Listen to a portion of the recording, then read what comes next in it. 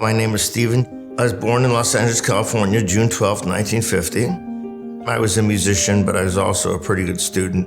Graduated in 1968, and the lure of rock and roll got strong. Marijuana, occasional use of LSD. I went on the road with a rock and roll band, brought me up to Seattle. I met my wife, Mary, playing in a nightclub in Linwood, which led to our first child. I could see that this is not going to be a way to support a family. I knew that trains would be a growing industry, and I loved them. It was a job I could get up and do every day. Growing up with my dad, I found it was kind of like walking on eggshells or trying to keep the peace. I must have been in denial about being bipolar. I didn't deal with it. Things got out of hand or started to get out of hand after my divorce, 2001. I found myself drinking and hanging out in bars. After my retirement, it would be easy for me in a day to spend up to $500 with drugs, alcohol. Meanwhile, I wreaked havoc within my family. He did OD, and I said to him, this is it. This is it.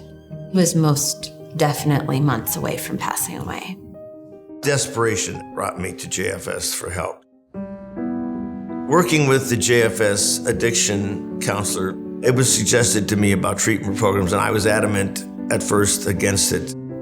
I grew up with the misconception that, Jewish people don't have such problems. Coming here and finding out that I wasn't the only one was, in some strange way, comforting. We went through a list of different treatment programs, recovery centers, and we came upon Beit Teshuvah in Los Angeles. JFS loaded up what little belongings I had. We stopped at a store and I bought some more underwear and socks, a few things like that. They gave me some spending money, put me on the plane, and made sure the airline knew that I was not to have any alcohol, and they stayed with me. I've been there for 14 months, working on the program. Jewish Family Service received my check from the Rare Retirement Board and took care of all of my financial obligations. This enabled me to concentrate on the recovery part of my program. At the behest of my family, all communication was to be done through JFS. It underlined the seriousness of just the damage I had done. It started slowly with letters and cards and grew into a visit. And I was like, he's kind of getting it. It's allowed me to be invited up to spend Thanksgiving with my family. I am the father and grandfather of a great collection of people. I didn't have any contact last year at this time with my family. So to get back to where I can be trusted again, this is a big thing.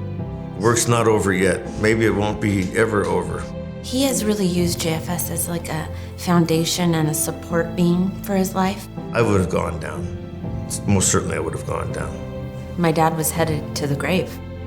JFS gave him back his life. Well, I've spent the last 30 years doing social work.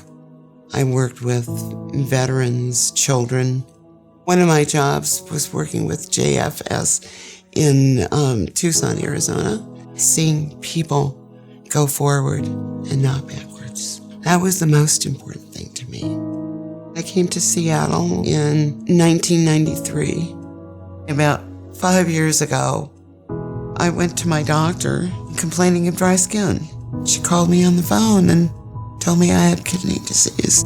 Before I knew it, I was getting weaker, and it just went downhill. I got to the point that I could not work. I lost my housing, and I was in my car. It dawned on me that I was really homeless, and I'd worked all my life. It's just very embarrassing. I found a program that put me in a motel for 4 months. It was really frightening. Drugs, prostitution, violence. I was starting with dialysis and trying to eat properly. It was tough. That's when I reached out to JFS for counseling help and support. With JFS, they reached out to me, but not just one thing, but the whole me. emotional concerns, my medical problems. They helped me with food, helped me with transportation. I have no relatives. My family is all gone. And they became my family. Eventually, JFS helped me with the Section 8 program and the housing deposit that allowed me to get this beautiful apartment that I have right now. It gave me the ability to cook the foods that I needed to eat for my disease. It gave me the stability to follow through on all my medical care. And it basically made me feel like a whole human being.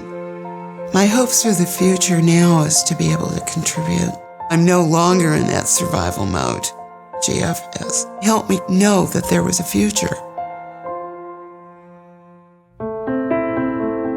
My family is from Belarus, many generations. When my parents got married, they moved to a tiny town in Siberia. My dad was the head electrical engineer to run an oil and gas refinery, something he was very proud of.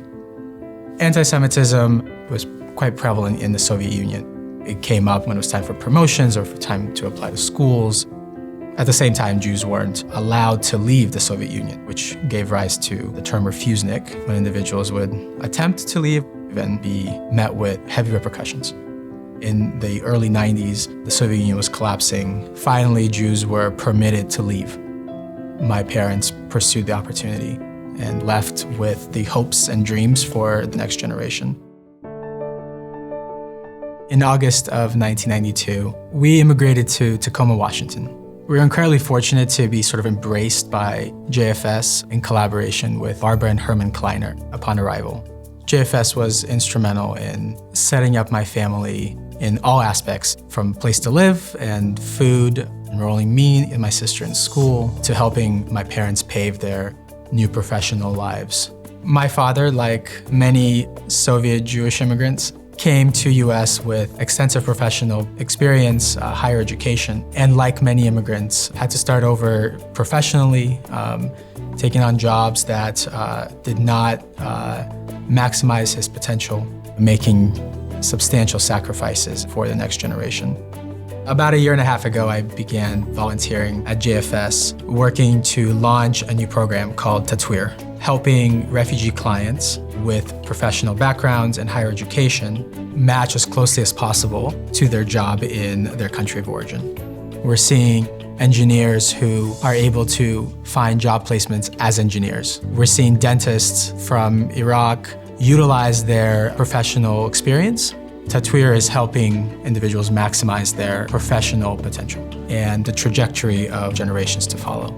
The opportunity that JFS has given me now to give back to fellow immigrants reminds me of how fortunate I am to now be on the other end of the immigration journey. My wife Tracy and I just had a baby girl. Her name is Nava. She is the first generation American in our family. I think for my parents, Nava is a reminder of why they made the sacrifices they did. You know, Russians give toasts at every meal. You raise a glass and you give a big, long-winded toast. And every toast that my grandfather gives today ends with one of the only things he knows how to say in English, which is, "God bless America." The work that JFS does touches so many people in so many different ways. Thanks to JFS, we were able to plant roots. GFS was amazing and helped me get the courage and direction I needed. Jewish Family Service gave me back my dad. I will spend my lifetime figuring out how to repay them for that.